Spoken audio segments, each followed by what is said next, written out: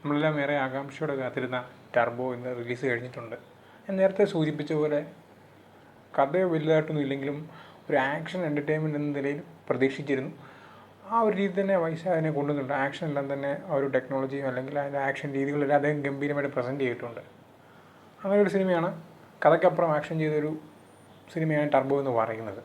പക്ഷേ ഇനി അത് പ്രേക്ഷകരെ എല്ലാത്തരം പ്രേക്ഷകരെയും പിടിച്ചിരുത്തുമോ എന്നുള്ളത് നമുക്ക് വരും ദിവസങ്ങളിൽ കണ്ടു തന്നെ അറിയാം എന്ന് മാത്രമേ പറയുന്നുള്ളൂ. ഈ ഒരു സമയത്ത് എനിക്ക് വൈശാഖിൻ്റെ ആദ്യ സിനിമ പോക്കിരാജയെ പറ്റി ഒന്ന് പറയണമെന്നുണ്ടായിരുന്നു.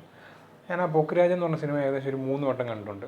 ആ സിനിമ അത്രത്തോളം കാണാൻ രസമായിരുന്നു. പക്ഷേ ഇന്ന് അതിൻ്റെ കോമഡികളൊക്കെ ക്ലീഷയാന്ന് പറഞ്ഞേക്കാം. പക്ഷേ അതൊരു കംപ്ലീറ്റ് പാക്കേജ് ആയിരുന്നു. എല്ലാം ഉള്ളൊരു കംപ്ലീറ്റ് എൻ്റർടൈൻമെൻറ്റ് എന്ന് പറഞ്ഞൊരു സിനിമയായിരുന്നു പോക്കിരാജ എന്ന് പറയുന്നത്. സത്യം പറഞ്ഞാൽ വൈശാഖ് എത്ര സിനിമകൾ ചെയ്താലും വൈശാഖിൻ്റെ ഏറ്റവും ഫേവറേറ്റ് സിനിമ എന്ന് ചോദിച്ചു കഴിഞ്ഞാൽ പുലിമുരുകനല്ല, നേരെ മറിച്ച് പോക്കിരാജയാണ്. അങ്ങനെ കാരണം കംപ്ലീറ്റ് എൻ്റർടൈൻമെൻറ്റ് അതിനകത്തുണ്ടായിരുന്നു. അപ്പം ഈ ടർബോയും പോക്കിരാജയും വെച്ച് കമ്പയർ ചെയ്ത് നോക്കുമ്പോഴത്തേനും നമുക്ക് കുറച്ചുകൂടെ രസകരമായി തോന്നുന്നത് പോക്കിരാജ തന്നെയാണെന്നാണ് എൻ്റെ ഒരു അഭിപ്രായം. നിങ്ങളുടെ അഭിപ്രായം എന്താണ്? പോക്കിരാജയാണോ ടർബോ ആണോ, ഏതാണ് ബെറ്റർ?